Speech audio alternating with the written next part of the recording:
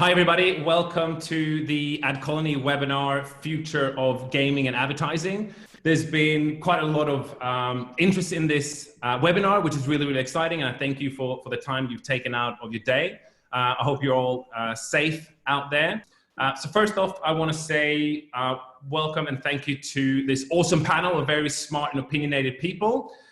Jason Tonelli from Publicis, Jamar Mills from Essence, Brad Timmons from eGen, and our own captain, Tom Simpson, APAC SVP here at AdColony. And this webinar is going to be a lot about a lot of the stigma around gaming, a lot of the misconceptions, and one of them are around women in gaming. So a very big part of gamers are female. In fact, 56% of mobile gamers are female. So I tried really hard to get female panelists, but unfortunately none of them could. Or wanted. So we have an all-male panel, but we really try to get a female panel member too. The vision that we have at AdColony is very simple. We want to power mobile gaming culture. And this webinar is not going to be about us, but I want to share at least one slide to tell you what we do for reference. So we're the leading mobile game advertising platform. We're a premium full-screen video solution. We're in-app focused. So we're integrated with 90,000 apps in Australia. We can reach 17.1 million device IDs every month. We have a really strong, rich first-party data that we enrich with a plethora of partners like Experian, Oracle, etc. We got our own creative studio that will take your flat TVC and turn it into a fun, interactive video. We'll build a gaming app for you or a playable unit, and you can trade us, managed service or programmatic. So I'm sure you guys have seen a lot of COVID reports and webinars. So I'm not going to spend so much time on this, but basically gaming is up huge due to this. So it's time spent up 30%. The frequency of play is up, 34%. If we look at number of games that people have, 47% of people adding new games. But what is the most interesting stat here is that at AdColony, we've seen in Australia, on a monthly basis, 40% more monthly active users. So what this means is that 40% more people are playing games. And this is made up of two camps. So one is obviously new time gamers or people that reignited an old passion. And what this means, I think the excessive consumption is probably going to go back to normal levels once we're kind of let out in the wild. But the adding of new players, even if the total 40% are not going to stay, a big part of them will. And another thing that COVID has shown light on outside of the gaming community, and something that we've known for a long time, is that gaming serves a lot of purposes, and connecting people and uniting people is one of the biggest things that gaming does. And if you look at AdColony, games like Words with Friends that have very high social flavor to them have seen a huge spike. And if we look at play and gaming, it is older than culture. And why am I talking about this? Because again, I think there's a lot of stigma around, what is gaming? Is it good? What purpose does it serve? But if you look at, when you are born, the first thing that you do when you get your motor functions is to start playing. You start playing with a little mobile above your crib. When you learn about social construct, you do that through playing. You play afternoon tea, or you play adults. When you learn things in school, you do that through playing. When you fall in love, you do that through a game, because the flirting with the person that you're in love with is sort of a game. So gaming is really kind of across everything that we do and part of our DNA. Now, the big challenge, I think, or the big issue around why gaming hasn't really taken the advertising world by storm is confirmation bias is very, very strong. What is a gamer? A lot of people still believe that it's an 18-year-old lazy male that lives at home and plays Call of Duty. So even though we see all these objective facts that is not the case, and our confirmation bias brings us back into that. And as you saw, if you read the invitation to this webinar, it used to be what to watch, and now it's whether to watch, and it's increasingly, no, I'm going to play a game. And leisure eyeballs are finite. And if you look at Australia, gaming is already the #1 digital entertainment type seen to time spent. So 39% of all digital entertainment time spent is spent with gaming. So as a brand, you're giving up a huge part of that chunk if you're not within gaming. And actually that number will be significantly higher. We've got Brad from eGen that can talk about this, but a big part of video and movies or video is streaming of gaming. A big category on YouTube is actually game streaming. And people might think, this is made up of, mostly younger demographic, which is completely wrong. It's the opposite. So if you look at the, attractive 25, 54-year-old demographic, 80% of them are gamers on a monthly basis, minimum. And it's bang in the middle between the genders. So pretty much 50-50 between men and women.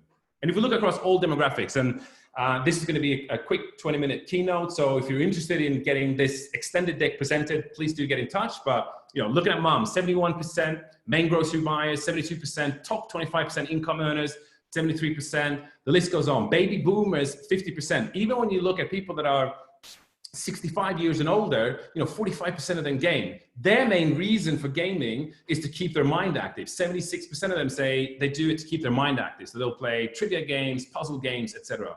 If you look at 25 to 54-year-olds with a university degrees, 72% of them game on a regular basis. And obviously mobile gaming allows you to game anywhere you want. So we have a lot of people that game when they commute. We have a lot of people that game, during the lunch break, but at home during, traditional prime time hours is where most people game. And even if, prime time in its old shape and form doesn't exist anymore, these are the hours that people consume the most entertainment. And, the reality right now is that it's a huge amount of Australians that every night choose gaming as their prime time activity of choice. And gaming is also, overtaking popular culture in general. And this is an area I'm not going to spend a lot of time with, but this is Nicolas Ghesquière, which is a creative designer at Louis Vuitton, who's designed a skin, which is a character that you can use in the game of League of Legends.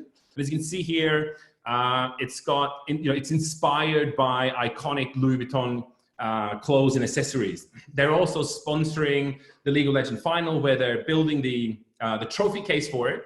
And what's interesting here is that Louis Vuitton are not getting into League of Legends. And by the way, a lot of the high fashion brands are heading head first into gaming. But the reason why they're doing this is they're seeing that gaming is becoming the dominant force within pop culture. So in order for them to stay relevant, they need to have a voice within this space. And the fashion houses did this, 15 years ago, when they realized that street culture was about to, take over and be the dominant force in pop culture. Now, as you've seen, gaming is already the dominant entertainment channel, but I'm going to give you a few reasons why, over the next 3 to 5 years, gaming is completely going to dwarf all other entertainment categories. And just to put it in perspective, 60% of, $60 billion is the value of the global box office. The global gaming industry is worth about $230 billion. If the global box office includes home entertainment, it hits about $200 billion. Over the next 3 to 5 years, the prediction of the gaming industry is somewhere between $300 to $600 billion. And a couple of reasons why is technological advancements. All media is to some extent dependent on technology. Now, this is a print press. We can use video as an example. So when cinemas came, there was a lot of constraints because you had to get to a cinema. There was only, showings once or twice per evening, etc. It's expensive. Fast forward comes to television. The availability meant we all had the box in our house, and consumption of video went up. And then fast forward when cable TV came, that's when the big boom came, because cable TV not only had the availability of it in my house, it also had the availability of watching whatever I want, whenever I want, because you had access to hundreds of channels.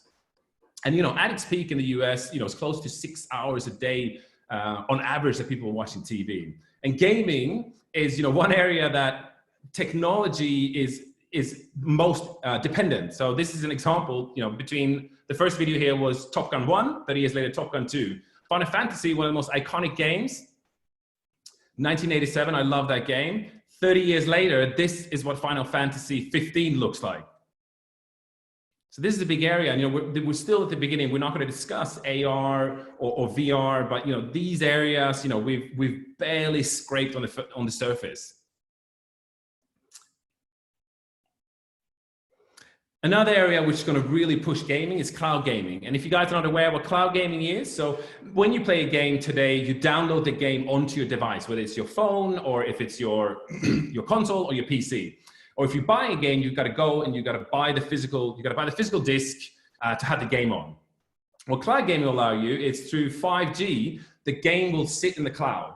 So if you imagine you're watching Netflix, and when you watch Netflix, obviously the movie or the series is not on your device, you're streaming it down, which allows you to access, hundreds and thousands of videos. And with cloud gaming, that will allow you to play a demo as an example. So if we take Xbox and PlayStation, they both have games as a services where for a monthly fee, you can access 400 games. So the big games like Call of Duty are still outside of that, but you can access 400 games. But you still have to download those games. And what they've seen is that that doesn't cannibalize on the big games. So people that have those games as a service, they're just gaining 40% more. So what cloud gaming will allow you to do is you don't have to download the games. You can access 300 to 400 different games every night by just streaming. So in the same way as cable TV had a massive jump, we're going to see a massive jump because people are going to have access to a lot more games. And thirdly, the metaverse will most likely be born out of gaming. And if you're not aware of what the metaverse is, if you haven't heard it before, it's a terminology that was coined about 1992, born out of sci-fi. But basically what the metaverse is the second iteration of the internet. So it's a big virtual world. The metaverse has to be persistent, which means that it's always there. It doesn't reset. If you are not there, it still goes on. The metaverse will have several different experiences intertwined in one. It will have its own economy. It will employ people. And Fortnite is kind of a little bit of a look into what it might end up being. Because if you look at Fortnite, it started as a game, but it's fastly transitioned into a place where young people, it's a social network. You go there to experience concerts, DJ sets, etc. Your identity in Fortnite is so important to you. You buy skins. Another game is Roblox, which is kind of an open source game where users can build their own world. So there's thousands of different worlds within Roblox. And if you take my son as an example, he's 6 years old. That's his social network. So on a Saturday morning, he will wake up and he'll jump on Roblox because he wants to play and hang out with his friends and discover these different worlds. So how can brands engage in gaming? Mobile gaming is probably the first place where you can look at. So mobile gaming has a lot of benefits, and it is really the dominant force within gaming. If you look at Australia now, post-COVID, we're probably between 11 to 12 million Australians are mobile gamers. And they game a lot and they game frequently. And there's three key things that mobile gaming does really well. First of all, you can get that massive scale. So in Australia, we have 95 million mobile gaming sessions happening every single day. It's an extremely brand safe environment. And what I mean by that is mobile gaming has no user generated content to worry about. There is no news content to worry about. There's no comment section. So, whatever you went to bed to is what you're going to wake up to. And it also delivers, incredible advertising impact. And I'll show you an example of what that looks like. So a big part of mobile gaming inventory is what's called rewarded video. So you're playing a game. So this is Subway Surfer. One of the most popular games a couple of years ago in Australia, and then you fail, and then you can choose to either pay or wait, or you can engage with the brand. So in this case, it's Pepsi. And once the ad ends, it's a full screen ad in HD, we can build in what we call a dynamic end card, which is one of these. And then once you're done, you claim your reward, you're back in the game. And as you can see here, we can also dynamically insert banners into the native gameplay. So in this case, Subway Surfer is, you're running in an urban setting. So adding, out of home units actually just improves the game experience, and it really helps with the recall.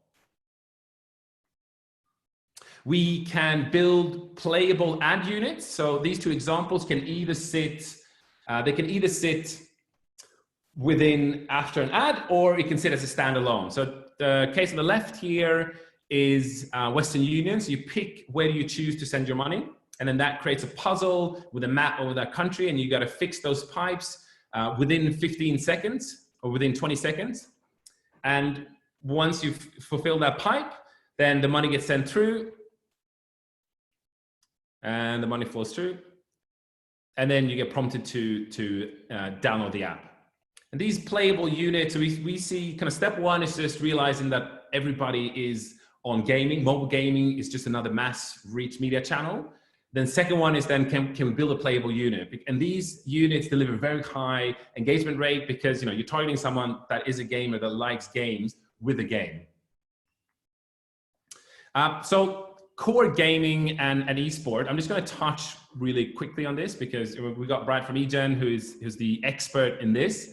But there's two things to think about. So, I mean, esport is kind of the tip of the iceberg, But gaming is where, the massive eyeballs are. So, esport competitions, as you can see here on the left, is dwarfed by non-esport. So non-esport gaming there's a huge community of gaming influencers that, will play their favorite games and people watch them. There's a huge community that will review games.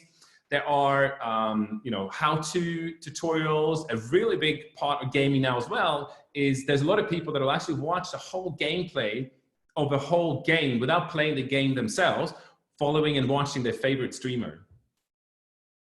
And there's a few things that you can do within this. Developer relationships. So that's, for example, the Fortnite World Cup, which is by Epic Games. You can obviously sponsor that, which can be tough for a local brand. There's platforms like Twitch and Mixers where you can connect with the audience through ads. You can build your own IPs, whether that's building, your own channels or tournaments. In-game manipulation is a very interesting area, but also very complex. So what in-game manipulation is, for example, Avengers had, Thanos as a skin within Fortnite. Nike has had, you can get Air Jordans as a skin within Fortnite. This is still quite complex and quite expensive. And I've heard numbers that roughly to have a skin in Fortnite is going to cost you about $500,000 US for about a week. However, with the introduction of cloud gaming, I think we'll see more dynamic options to doing these type of in-game manipulation. You can obviously work with influencers and entertainers. You can sponsor your own esports team. And one avenue that's growing is non-esports celebrities. So this gaming is a lot about challenging yourself. A lot of athletes are gamers for that reason. And a lot of athletes are sort of confined in their home and they have a lot of time.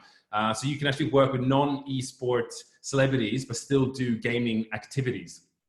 And you can also create your own competitions and activations. So that was sort of setting a little bit of the scene of what's going on. So now we're going to get into a little conversation with the panels. See if we can get you guys on.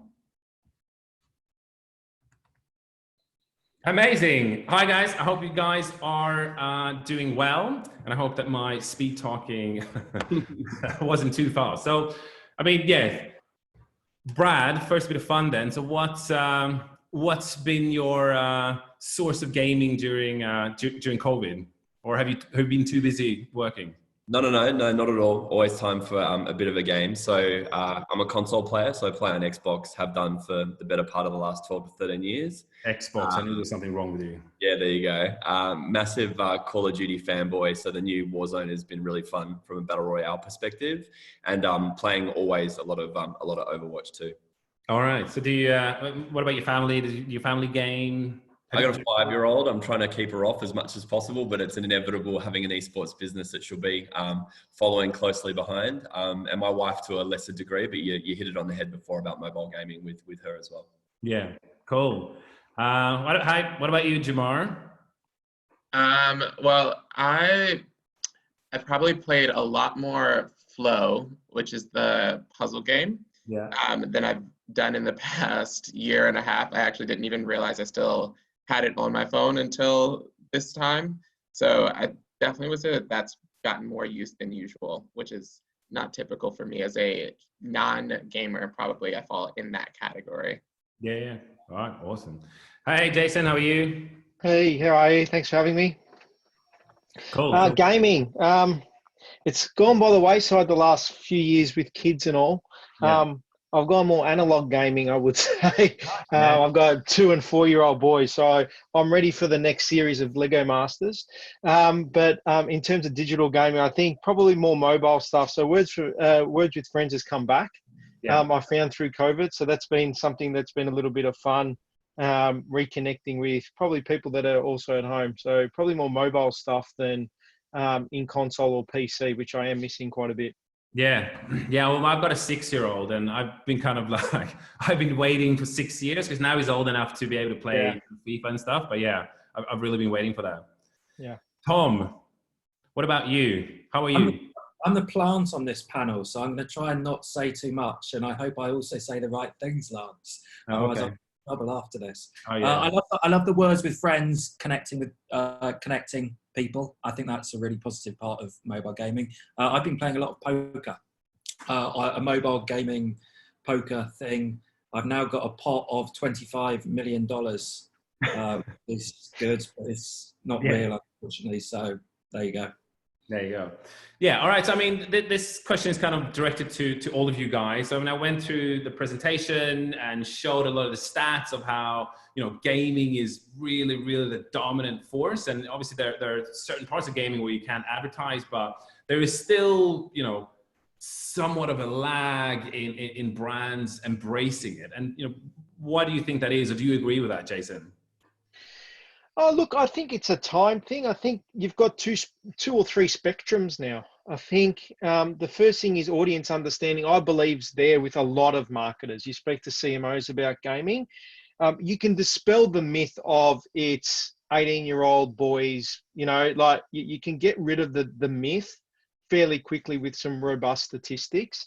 So that's probably the first hurdle that you get through. Then it's the question of how. How do I get into gaming? Because you've got all this information. We've almost accelerated from think about mobile gaming, think about console gaming into esports. So all of a sudden, brands are now thinking, I need an esports team. And so how do you wind some of that back almost to go, no, you can dabble in gaming, you can speak to the right audience. Here are the usage statistics. I mean, we moved fairly quickly, probably a couple of cases, we moved fairly quickly into kind of gaming as a category through COVID with a couple of customers, some just advertising, looking for new audiences or the same audiences who are probably shifted because they're at home and trying to capitalize on usage. And then the other bit is you've probably seen, we've done some work with sporting teams. Yeah. So it's through the AFL, right? So we did some work with St Kilda Football Club through a sponsorship with Lion as well, where we've kind of started to capitalize on that as well and turned it from a traditional sports engagement to an esports engagement, which has worked really well. And we've got some really nice engagement there too. Yeah, it's very, very cool. And I saw a report saying that esport betting is up like 40x and 80% of that volume is for FIFA and 2K20 NBA. But I wanted to come back to what you said before, because that's quite interesting. So do you think that you say, some brands are like, shit, esport is the thing. Let's start an esport theme. And you kind of like, let's go back. Do you think it's similar to when social media came, that some people were just like, we need to be in social media, but they didn't really know what to do, but we have to be there. And then there's a big camp that's kind of like, that's not our thing at all. It's with every media channel that you come up against, right? Which is you're going to have early adopters who are all in. Right. Yeah. And that will come from either personal preference or come from people wanting to be avant-garde and try something new and different. So it just comes down to the type of marketer you've got. But it's also the agency, right? It's up to us as partners to our customers and their brands to really start to help them drive into new territories where there's active audiences. But, Lance, you just ran through a heap of statistics, right? And they're an influential audience. They've got money, they're buying. You look at the e-com statistics, e-commerce in the last 4 months, we've seen e-commerce accelerate to what we were predicting would have happened in 2025. Yeah. So we've had 5 years of e-com acceleration in the last 4 months. And when you think about that and then where gaming plays, there is absolutely this synergy between everything that's happening in the digital ecosystem for marketers. Gaming now needs to just be part of that, because now that we engage with gaming, I think there's a long road between where we were pre-COVID, where we are now, and also what recovery looks like in terms of people still social distancing and things. So gaming's still going to have a very relevant role in the channel mix moving forward. I certainly hope so. What about you, Jamar? What are your thoughts on that? Yeah, I mean, I kind of echo something similar in the sense that I think for brands, it comes down to a bit more of how conscious they are of gaming, especially when we talk about gaming. It's almost similar to how we say social as a channel. Yeah. Social as a channel is actually broken up into different types of social experiences, social platforms that all serve different type of user behaviors. And similar to gaming, you have gaming that's esports, which is different and a category in itself. You have consoles and you have mobile gaming, and each of them, although have similar behaviors, are still individual platforms and individual entry points for brands to enter into. And so I think the hesitation you see is almost a bit more of being unconscious, at least for the brands that we work on, of being unconscious to gaming as opposed to being closed off to it. I think that a lot of those myths around where gaming is or the concerns have started to shift away. And now it's just more about thinking about the audience as opposed to the inventory. And so similar to social, you see that starting to play a role as to where and why brands show up in gaming, as opposed to selecting and being more conscious of that inventory specifically.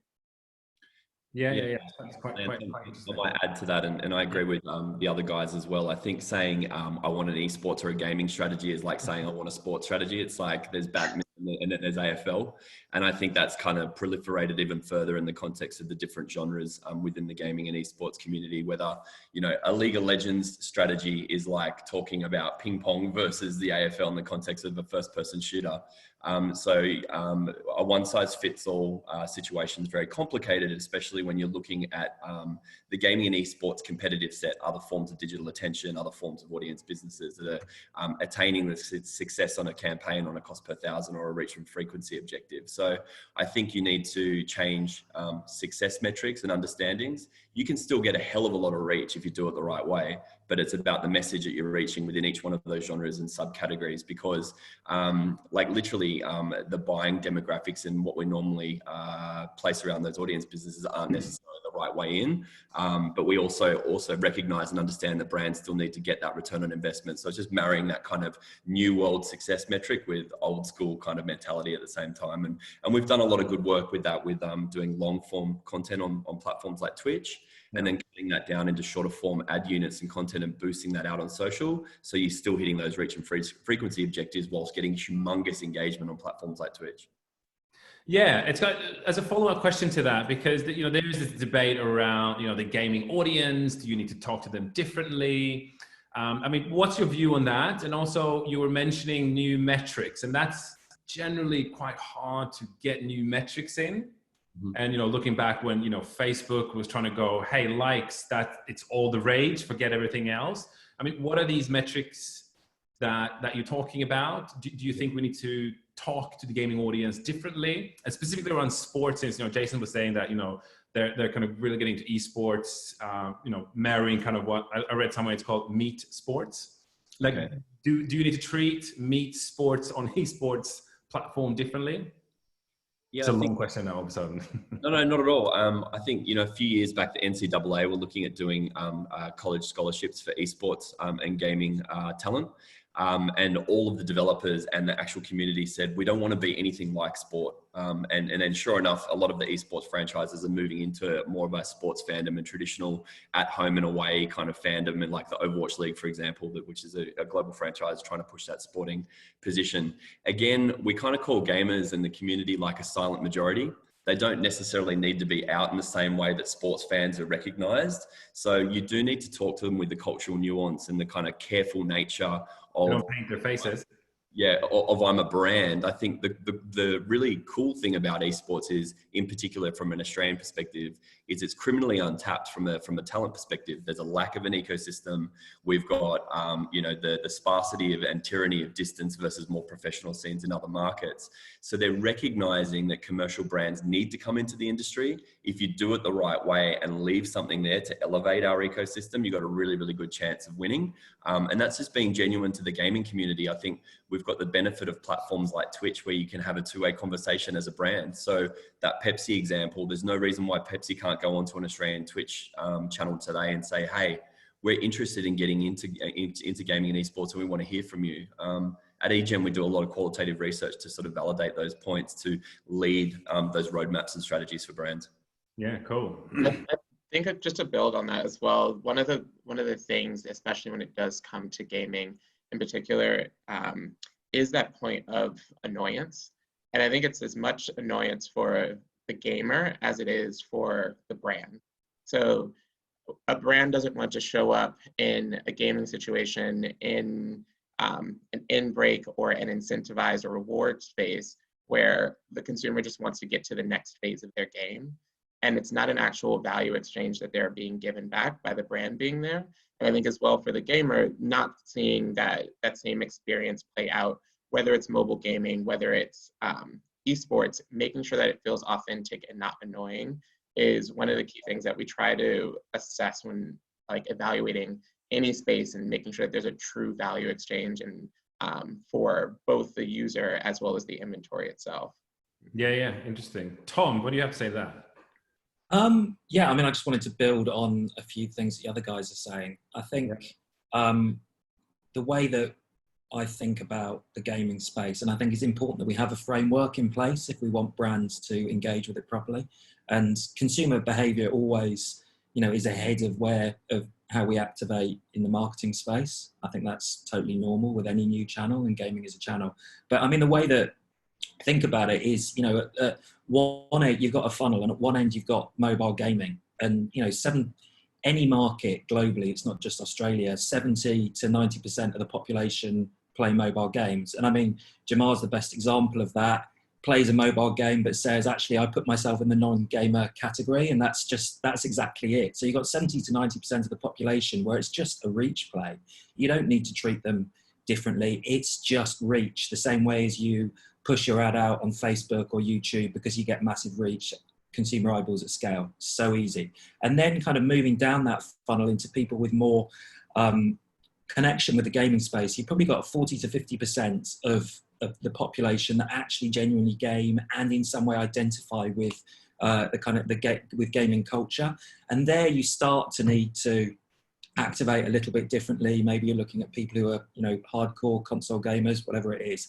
Next level down, looking 10 to 20% of the population of people engaged with streaming, Twitch, whatever it is. Maybe they stream themselves, so more engaged with gaming content, and their kind of affinity with gaming is stronger. And then right at the, kind of 10% of the population, 5 to 10%, interested in esports. And when you get to esports fans, very, very different, strong affinity with gaming, have to be very conscious of who you're talking to and the way that you engage with them. So I think that's thinking about it in that kind of framework enables you to understand that at one end you've got just a simple reach opportunity, and at the other end you've got people who are really buy into gaming and it's an important part of their identity, and in between you've got a spectrum. Yeah. I think that's quite interesting when you come down the funnel where people more, I identify as a gamer. I'm not down in the esport end, but because I've been gaming my whole life. But what's interesting is, and I mean, Brad, we had a discussion about this the other week, that the gaming community is actually really positive to brands engaging. Because, and I think, I think a big reason is that I call us we, but we still feel like a subculture. Even though it's really huge, and maybe that's what you were using when you're saying not seen or in the background or whatever it is, that they're still seen as a subculture. So whenever a brand actually makes an effort to do something that speaks to them, they really appreciate that. And they also feel that you're enabling my favorite streamer who's scraping by to keep doing what he's doing. So I think I saw some study between sponsored partnership with fashion influencer, where fashion influencer people are kind of, they don't have that same emotional connection to them. Mm-hmm. Yeah, we've got a strategy at eGen called TEAM, which stands for Traditional, Electronic, Action, Sports and Music Combined, because it sucks to be a video gamer that also likes sport, music and entertainment and isn't recognized as the same consumer.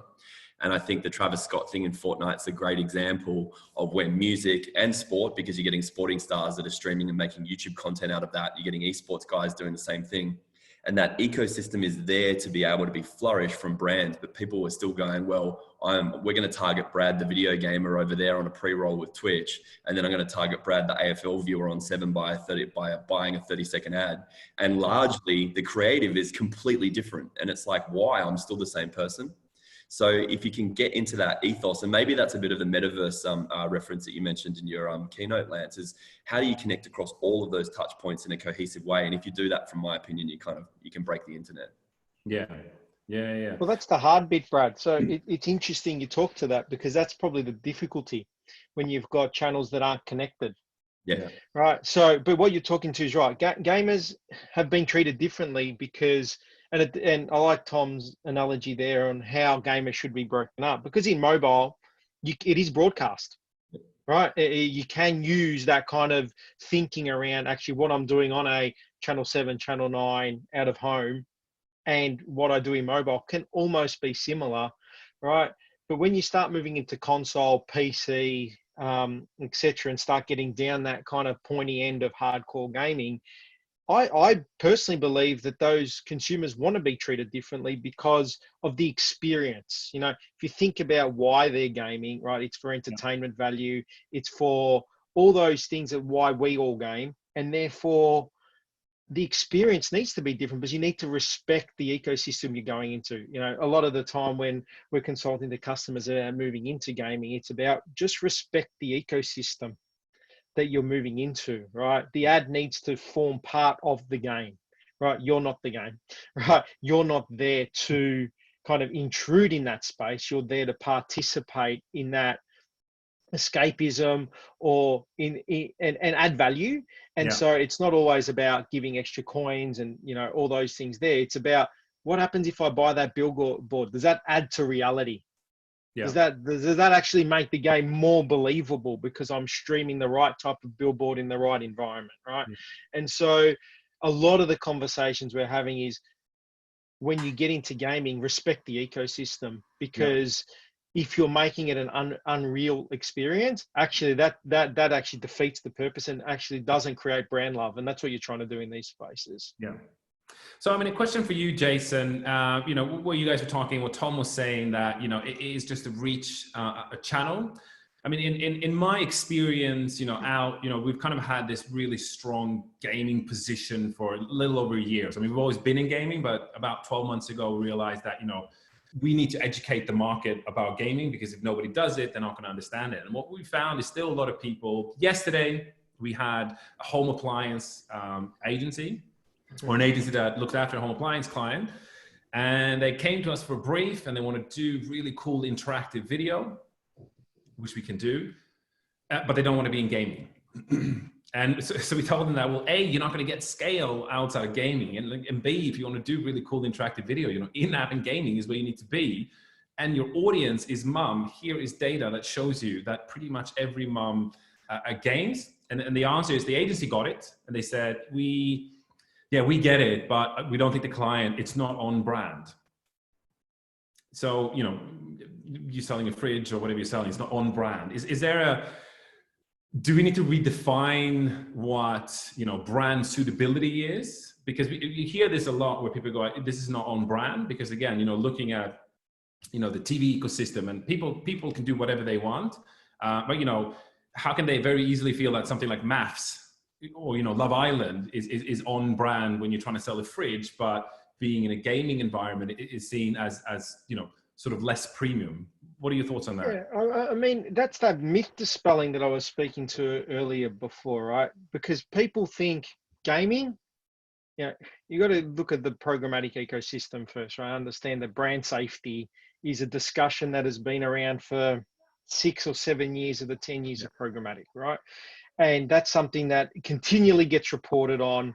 And whenever there needs to be a new story, it's printed, right? So, you know, someone will find a screenshot. So brand safety is one of those things that you need to put into this thing. And when people think gaming, unfortunately, they always think about person shooter.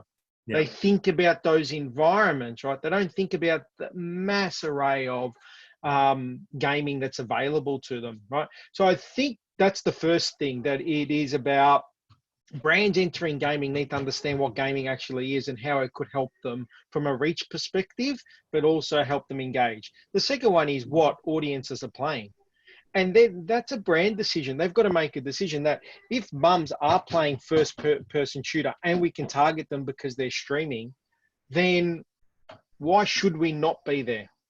Yeah. And if we shouldn't because we're being intrusive and creating a bad experience, totally, right? But no one's going to buy a fridge, right? Let's be honest, right? While they're playing Call of Duty. It just, you know, it's just not in the environment. But if you're doing it through the right games, then it makes sense. So I think that's where the collective agency, yourselves, need to work together to help customers and brands understand that there is a way to play in these spaces. It might just not be the traditional way. And that was the point, Brad and I were making before, which is you just got to respect the audience, like in every channel, and really rethink how a brand needs to operate in those channels. But dispelling that myths of brand safety is one of those critical things for sure. So, I mean, on that, I want to hear a couple of other you guys' thoughts on that. But, on that, what I've seen is kind of, people talk about first-person shooter games, and yes, some of them are violent, and the new type of games like PUBG, Fortnite are not as violent. But even with the violent ones, people are very conscious that we often have to exclude verticals of violent games, which we're happy to do that. But then the same brand can be like, but then you put your Audi into a movie where a guy is literally driving around shooting people with a gun. How is that different? Or maybe I'd love to hear your thoughts on it. Or you put your Audi in maths. Which is probably more violent than a lot of the video games. I think there's a distinction between the actual game, and I'm talking more at a gaming content creator and esports side of things, so apologies, but there's a distinction between the game and the player. And the question around premium environments is really interesting because if you were Jeep, who's Juventus's jersey sponsor, if you were to say, hey, thanks to Jeep, we're giving you a mic to listen to Cristiano Ronaldo play on field the entire match. Perceptionally, for me, that's a huge premium environment. It's no different for gamers because they're playing the video game at a competitive or an entertainment level whilst they're streaming. But the consumer, either brought to you by a brand or just passively, because that's what happens on platforms like Twitch, are actually having that two-way conversation with them. Now, the interesting part about live sports with no live crowds is it's going to become more brand risky because you're going to hear players swearing at each other. You're going to hear players shouting at each other, shit-canning each other for missing that free kick, because it's already started to happen. The UFC that ran a couple of weeks back, there was no crowd, and what you heard in the ring was very, very intimidating. So I think live sport's going to go through a different machination on brand safety, which is kind of interesting. I've seen a few of those videos of NFL players where they put a mic in the helmet, and like some of these players, like they talk non-stop while they're playing. But Jamar, I want to hear some thoughts of what I asked Jason, around kind of the whole brand suitability. Do we need to rethink that framework? Or is gaming, should it sit in sort of a low premium level or low suitability level? I think it's interesting when we talk about premium, the most kind of common thing that comes up is the actual production value, the content itself. And I think that's usually where the bias tends to sway towards things like maths, despite the actual content itself. The production and the movies can make up for the actual, the things that are happening in them, as opposed to what the games offer. And so I think that especially I think what you showed before of kind of the progress that gaming has had in the quality of the actual games, the visuals, that I think there's a conversation to be had there, but I do ultimately think it just comes down to a basic discussion around the audience. And so if your reach is there, and your audience is there, then it's around discussing kind of where you can be in the right place at the right moment. So what are the placements within gaming that allow you to still have that clear opportunity to insert your brand and give a true value exchange? Because I think in general, across the gaming space, you have such a core engagement with users. When they're gaming, there's such an emotional connection there that if a brand shows up in the right way in gaming, it's far more impactful and has a better half-life than showing up in kind of a cluttered space as the video landscape currently is. Tom, what are your thoughts? Yeah, I mean, it's a great discussion. When it comes to brand safety, I think we're all hypocrites. And you only have to look at kind of digital advertising spend and where it goes, 80% to Facebook and Google. User-generated content, I mean, it's difficult to imagine a much more compromised environment from a brand safety perspective than user-generated content.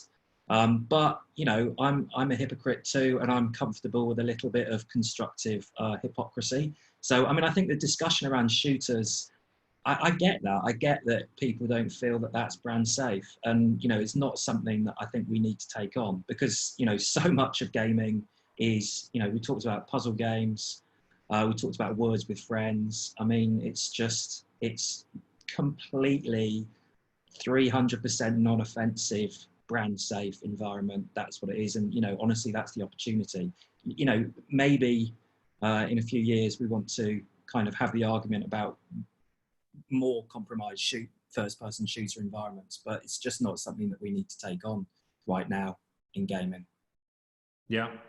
And around the whole brand suitability discussion, do you think there's work to be done there that it's seen as less premium and outside of just a brand safety aspect?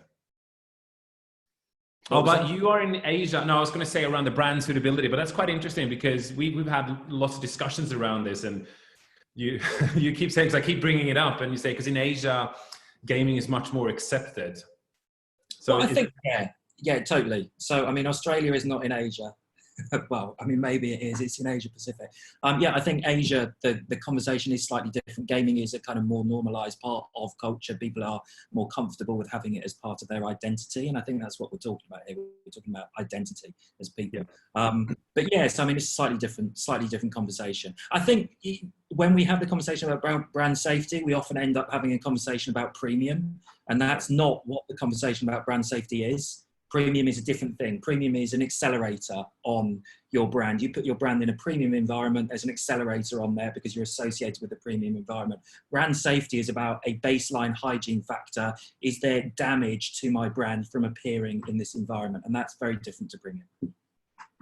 Yeah, absolutely. So conscious a bit about time. So, I mean, I would want to hear from each one of you, what brands are doing it well, or an example of a case study, and kind of what are your predictions of what's going to happen in the gaming and advertising space over the next kind of few years. So if we start with Jason.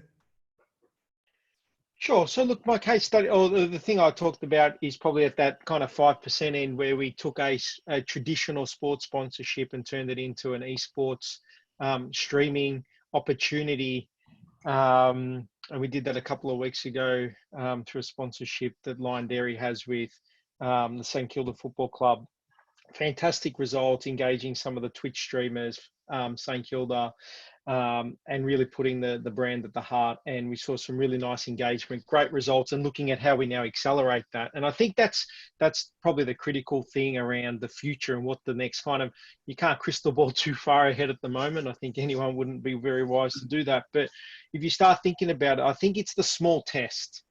It's that, let's do this the right way. Let's test properly. Let's dabble. It's that whole 70-20-10 rule. Let's take 10% of a budget and throw it at gaming and try a few different things over over an expanded period of time, and see what we can do and what's possible. Because everyone, like I said, as soon as they think about gaming, think like you said, Lance, around the movie situation where we've got to integrate. Just like, well, there's so much opportunity to be in gaming. Let's just try it. We might end up in esports. We might end up integration, but that's long term. What we now need to try is short term, follow eyeballs and speak to the right person. So I think the testing, learning and evolving is probably the next thing that's going to happen between now and Christmas. Yeah. What about you, Jamar? Well, my favorite topic when it comes to gaming is the reach opportunity for it. And I think in a world, especially where we're all facing lower budgets, there's more efficiency that's being pressured across kind of clients and in the industry in general. The opportunity that gaming presents to still be that reach channel, and especially I think some of the really powerful stats around older demographics that are still highly engaged, highly reachable in gaming compared to some of the more traditional channels that you'd expect. And I think as digital people, we tend to say that as demographics get older, the opportunity for them in digital tends to decrease, and we have to think about more different channels. And I think gaming opens up a new possibility for us. And so some of the work that we've been doing and the success we've seen in that is ultimately what I think I'm most excited to start to test now that there's a expansion of the audience for gaming more broadly, to really start to get down and segment and understand kind of what is the comparison between VOD versus gaming. What's the opportunities that exist for us to actually understand where those demographics split out, and we can be more impactful and efficient with our budgets. Yeah. I mean, we've had lots of conversations around, you know, breaking out mobile gaming video as a channel to really start looking at, you know, what does it deliver? How does it compare against the other video channels? So you guys kind of get the tools and the insight to plan properly. But there is a huge opportunity there because, you know, most brands still don't have kind of just mobile gaming video as, you know, a hygiene line item, the same way as, we run BVOD on all our campaigns, we run a bit of YouTube, and we run a bit of, mobile video gaming. Yeah, and I think you hit it on the head as well up front around social. Like, there's this we do need to start to think about like how we justify this new cross and multi-channel digital approach, and what those weights look like as more channels begin to kind of emerge in the landscape. Yeah. Brad, what about you? Yeah, I think we've got a few kind of macro philosophies in the context of this question. I think the first is we're for gamers, not games. So not individually thinking about individual games, more thinking about the gamers and where they go. We kind of call them like reverse dog years. If you're a Fortnite fan, that doesn't mean you're going to be a fan for 7 years. It means probably 7 minutes. And there's a lot of flippancy on game fandom. So I think from our perspective, when brands are thinking about doing things, and I'll take you through a case study, one of my favorites is Monster, it's create your own intellectual property, no matter what that is, but stand for something within the community and stick on that and continue to build that up and scale that up over time. And Jason mentioned that perfectly, is you don't have to dump $750,000 into an IP fee and a broadcast sponsorship in gaming and esports, because it's teeny in this market, and you can build that up and scale that up over time and then start to blend that with your more mass media vehicles that you normally market through. And Monster did an excellent job of this 24 months before they got to a point of maturation in the esports community, and they took 4 steps. The first was start talking to the community as Monster. So we're Monster, we're interested in video games. We've always been in motocross and extreme sports, but we actually like video games. Now, of course, everybody would say energy drinks and video games connect, but the philosophy can stay the same. The next thing they did was let content creators do the talking for them. So Monster Fridges in the back of their Twitch streams, sponsored logos talking about the stream being brought to you by Monster. And then they moved into the professional scene because they had a bit of credence in the community. So they started sponsoring some of the best esports teams and the biggest esports events. And I love that kind of pensive, thought well over time, built up, and then started to look at it at a real geographical level. So they said, we need to be in China. So they started aligning with League of Legends. We need to be in Southeast Asia. We're aligning with Dota. And it's that really kind of planned, well thought out structure, I think, is the best way to go. Just listen to the community and build up over time. Yeah. Quite interesting. What about you, Tom? Yeah, I mean, a quick one. I think, gaming, really interesting space for brands. I think it looks a lot like sports, but we probably overlay it with the discipline of social media because, we come from a kind of digital sort of marketing background. As marketers, that's what we overlay it with. But yeah, so I mean, at one end of sort of sports and social media, you've got brands who are deeply engaged with the channel. Maybe they're sponsoring a sports team, they're working really closely with influencers. So you've got brands who just, immerse themselves in that. It becomes a big part of their identity as a brand. And then at the other end, you've got, brands who just use it, as Jason was talking about, and Jamar as well, as a broadcast opportunity. So tons of brands, run ads around sport because you get a massive audience. Tons of brands. Most money, as we said, is spent on Facebook and YouTube, not because brands are deeply engaged in social media, but just because they spend on Facebook and YouTube because they can get a ton of eyeballs in one place with good targeting. So yeah, I mean, brands at one end completely immersed, want to get involved. At the other end, just using it as a reach opportunity. I think that's the way it kind of plays out. Yeah. All right, I'm conscious of time. We've gone over quite a fair bit because all you had quite interesting things to say. But yeah, so I want to say thank you to all of you in the panel for being here and everyone that joined. And I think, moving forward for gaming, I urge anyone to look at what the metaverse is. But I think what's very clear is that you know, the advancements of gaming is just going to keep going, and you know, things around AR and VR, we haven't even seen the start of it. And a big thing around gaming as well is that pop cultural dominant force is going to drive it even further forward. So I mean, again, now it's going to sound like I'm a maths basher. I'm not. I've never seen an episode, but from what I understand is, you know, when something has, you know, enough of a baseline of viewers and it becomes that water cooler thing, there's probably a big percentage of people that will watch it because they want to be part of the cultural movement. They want to be part of the water cooler. And that is kind of happening within gaming now. So if you're, you know, a bunch of young kids, you're 10 kids and 7 of you play Fortnite, 2 play Call of Duty, and 1 doesn't play at all, you know, the 2 that play Call of Duty will start playing Fortnite because they want to be part of the movement. The one that doesn't game at all, he will start playing that as well. And the same thing when we saw, you know, when Words with Friends came out for more adult people. So, you know, gaming is very fast becoming the dominant force of kind of the cultural conversation. So, you know, if you're an omnipresent brand like Coke or, you know, these big global brands you can find anywhere, the question is, you know, how long can you not have the same dominant presence within gaming, whether it is a pre-roll on Twitch, or if it's a recorded video on mobile gaming, or if it's, you know, doing an integration with Fortnite. So with that, thank you all very, very much, and thanks to everyone that sat over 20 odd minutes. Awesome. Thank you. Cheers. Bye, Thanks, guys. everyone. Take care. Thank you. Bye. Bye.